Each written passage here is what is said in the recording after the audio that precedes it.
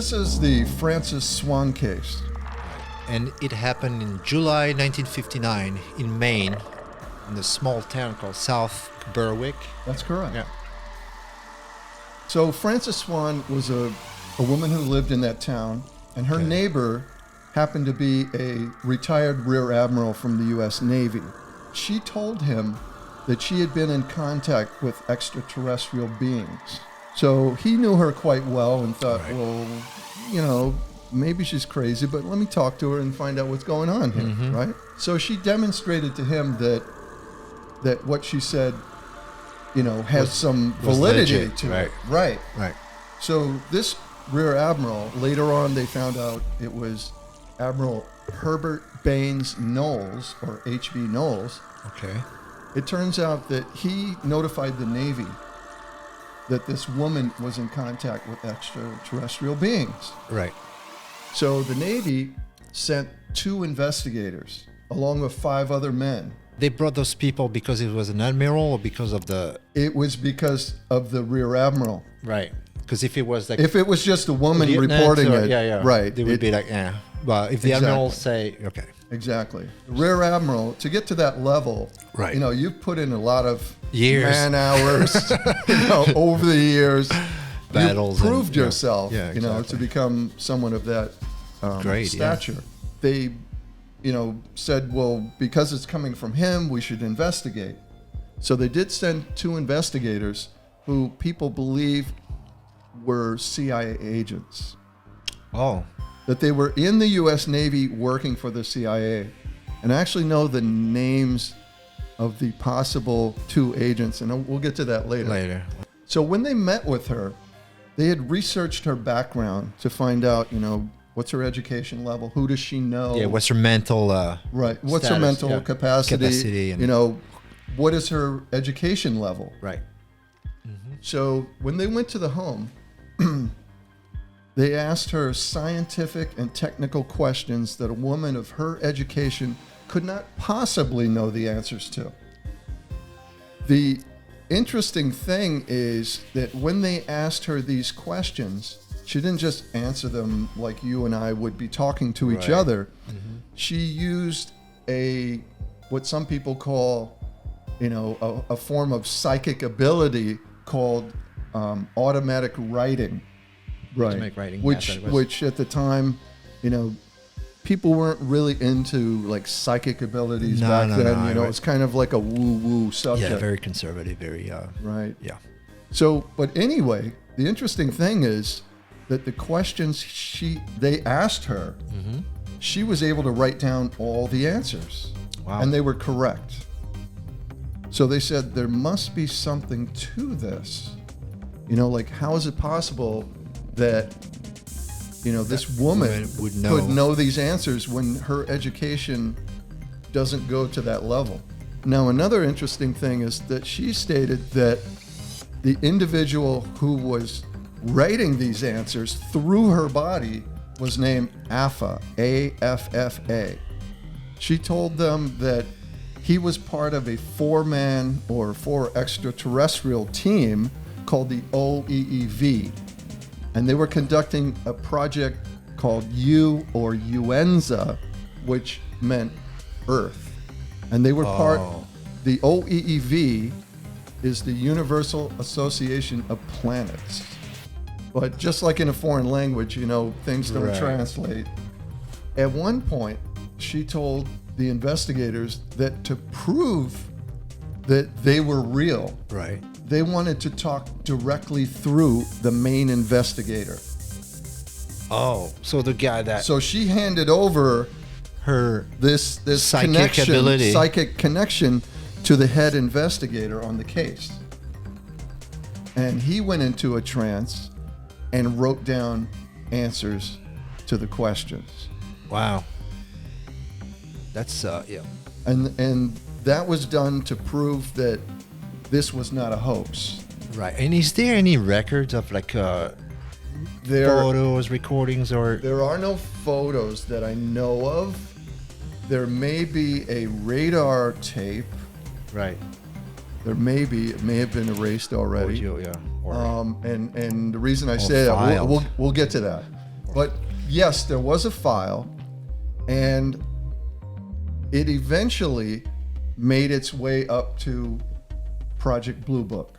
Oh. Even though it started as a Navy investigation, on July 6th in 1959, in Washington, D.C., several days after they had been in South Berwick, Maine, Right. the two main investigators were together. And the main investigator who had gone into the trance before went into a trance again. Wow. And so the second investigator asked him questions. He was able to answer all these questions. The lead investigator was a U.S. Navy commander and an intelligence officer. Okay? And like I said, he went into a trance, he answered all the questions. Allegedly, his name is Robert Nisham.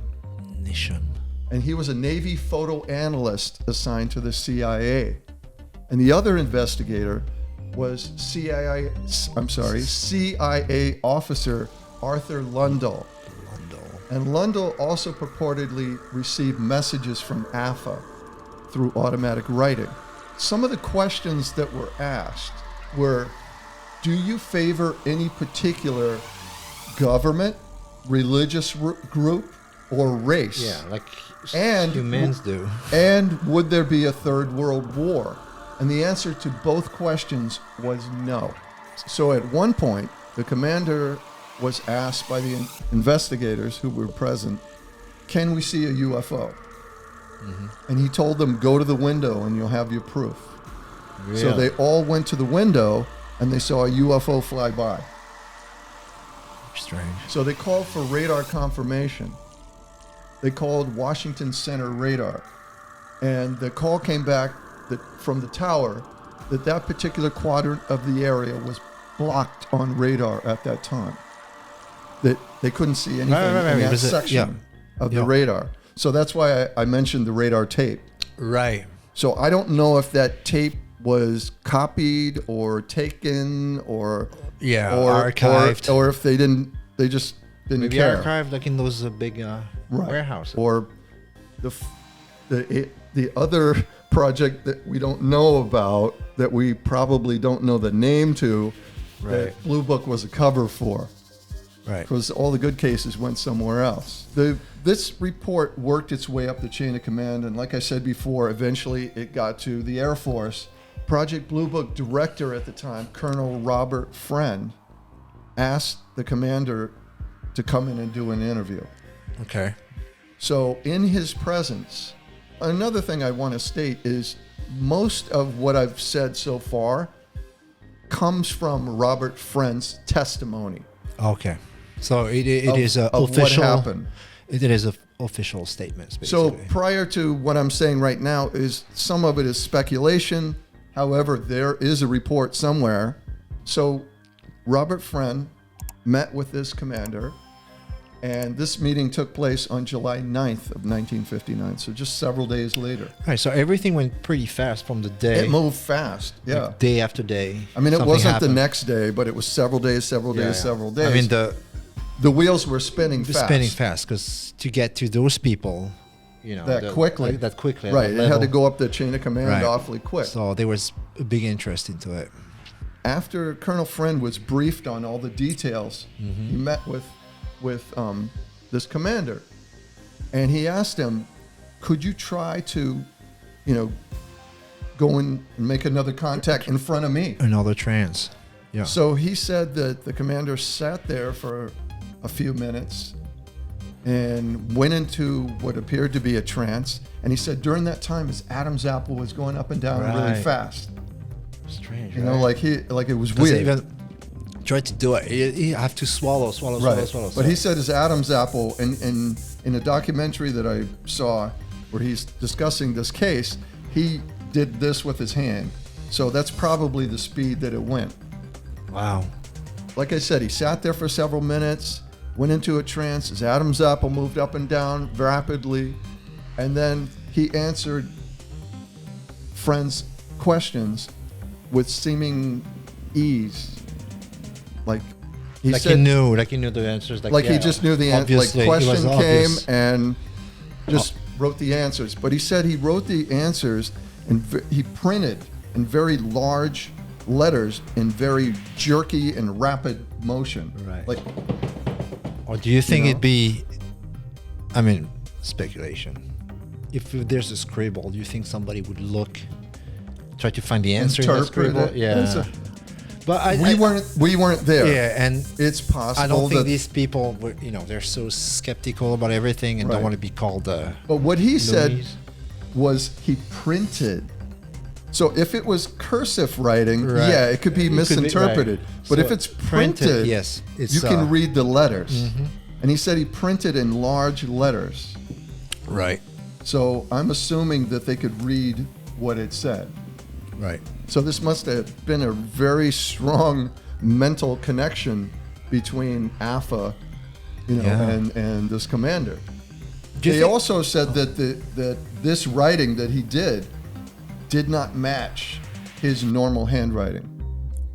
During this questioning by Right. Colonel Friend, the commander gave the names of several other purported extraterrestrials. So one of them was Krill, Crll. Another one was Alomar, which I Alomar. thought was interesting. That's almost like a Spanish name or something. Yeah, I don't. And AFA. Right? Alpha also said could be like a North African or. He said that these individuals, extraterrestrials, were from the planet Uranus. And all of this information can be confirmed in a segment of a 1974 documentary film entitled UFOs It Has Begun, where Colonel Friend explains this entire case. Unfortunately, Colonel Friend died on June 21st in 2019. So wow, recently, Yeah, 4 years ago. Right. Wow. but interestingly enough, during this documentary film that I just mentioned, he discusses this case. To me, he must have believed Right. All that, these years. that, that something about this was real. But in every interview he gave about UFOs, he said there's nothing to it. That's strange. Yeah. Even after this, when he was interviewed several times, he said there's nothing to it. I wonder if he took the truth to his death. Oh, possibly. You People. know what I a mean? lot of people- Because back in those days, when you were told not to say anything, Yeah. this is national security. You were like, Yeah. there was no social media. you Yeah. know? And no leaks. And no Yeah, WikiLeaks. and people, especially if you're in the military and you're an officer, yeah. You're trained and you train people to have clearance and keep secretive information. Yeah. exactly. So you're protecting your country. So I think that generation is slowly disappearing. Well, it's the and- boomers. Right. Yeah, And well, it is. so I think more information will come out. Like I said before, unfortunately, he died. It would have been interesting if we could have interviewed him Right. about this case. Right. And several others. In a different angle. Yeah. Not ambush journalism, but find out, did this happen? And Yeah. Hear the story from the people that were there. Exactly. Yeah, that's exactly. all. Is there anybody else we can talk to? Or Colonel Friend actually said that meeting took place, but Lundell, who he interviewed, has denied it. The only thing he said they never had a meeting on that date. He never went into a trance. Right. What he did say, he did confirm that in Friend's presence, he demonstrated automatic writing, which he learned from Francis Swan. Okay. Yeah. So supposedly, Frances Swan continued getting messages after this time. Afterward. Wow. And supposedly, she continued to work with the intelligence community. But this is all speculation because we have no one to really ask to know the actual answers to who was there. And over time, it's claimed that she didn't have to use automatic writing anymore, that the thoughts would just go into her Popping head. in. And she would Very just know strange, the answers. not much more is known about this case, unfortunately. Like I said, there is a file somewhere because the Project Blue Book director met with this individual. Well, obviously, there's something since we're talking about it. It's very interesting, yeah. So it would be interesting to know what's in that file. Right. What's in that Blue Book file? I'm going to look, but I really want to dig into this and see if we can find out any more information. Yeah. If anybody knows, get back to us. Let or us even know. if you have a theory that... Or if you were around back then and you were involved in it. Yeah. And this is your deathbed testimony. Testimony, please. Tell us. You know, it'd be interesting to find out what else was in, what other questions were asked. Right. What were the answers to those other questions? And who were those other people? It'd be interesting to find out if any of those people that are still alive, if there are any that are still alive, are still in contact. Yeah. Or what, you know, what's the continue to go it? into a trance, you know, and write things, or you know, or if there was a contact made through them with the government, and like a link, or a government entity, and exactly, that they were the conduit to bring the extraterrestrials together with a government entity and have a face-to-face contact. So if anybody out there knows any other information about this case, you know anybody who was involved in it, or you have documentation, get back to us, okay? Yeah. All right, so thanks. Thank you for today's episode of... Sorry for the delay, because we had the last few months we had the technical problems. That's why it took us so long, but we're back for now. We're back. So thanks again, and welcome back to Inside the Skiff.